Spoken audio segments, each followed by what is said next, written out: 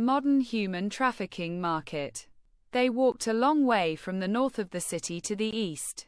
And when they entered the supermarket, Eli went to the man sitting behind a cash register. He took out a card and gave it to him. He swiped the card into the machine. He looked at Eli and smiled. Then he returned the card along with the sheet that the machine had printed. He said, "Have a good shopping. Thank you." Then they went to the room at the end of the hall. When they entered, Eli pressed a button. After a while, a digital screen appeared on the table. He typed in the code on the paper and said, "Stand firm." Suddenly the ground under their feet moved down with the table. Tess said, "I didn't think they were so complicated. We always saw them when they were loading or unloading and taking them into the building. This is an underground business. No one should know where these people come from, where they go. Who are the sellers and who are the buyers? Do not use weapons as much as you can. Do not lose control when you see a view. Here the truth has a brutal face." When the elevator stopped, a perfectly neat and clean corridor appeared in front of them, illuminated by the lights, as if it were day. A man came towards them, his clothes ironed and neat, his face shaved, his shoes sparkling in the light. He had a smile on his face and the smell of his cologne filled the air. He extended his hand to Ellie and said, "Welcome, ma'am." Ellie squeezed his hand warmly and firmly, to show that he could be a reliable partner even without his father. Frank shook hands with the others, then motioned for them to follow him. Frank said, "Miss Ellie, your father said you were looking for a girl. Is she still a virgin?" "I think she's 17. Her name is Becky." "What's her last name?" "I don't know. But I have a picture of her." He handed it to Frank. He looked at the picture, smiled and nodded. "She's a pretty girl. We've got a few new shipments. She might be one of them. I'll look at some of the old ones." "Okay, I'll give it to you." "She wasn't there. I'll have the guys track her down."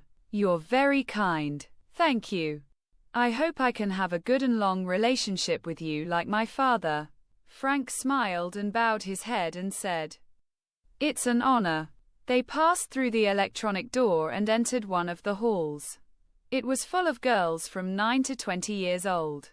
They fell silent when they saw Frank. Frank said, "Anyone named Becky and 17 years old, come and form a line here."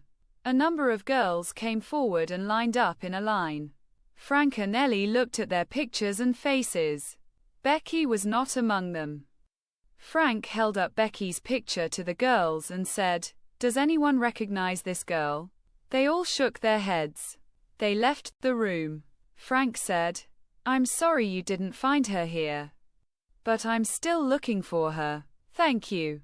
Miss Ellie, while you're here, take a look at our other products. We have some great pets. From 14 to 35 years old, girls are more in demand than boys.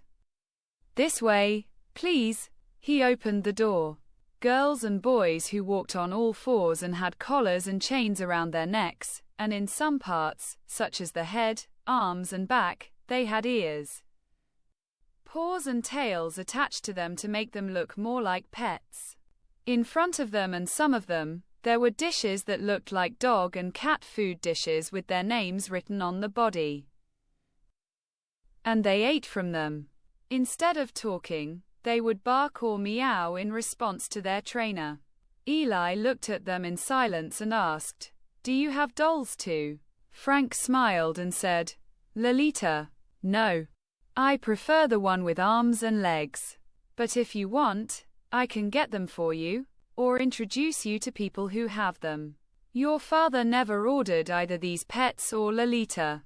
Eli asked. "My father?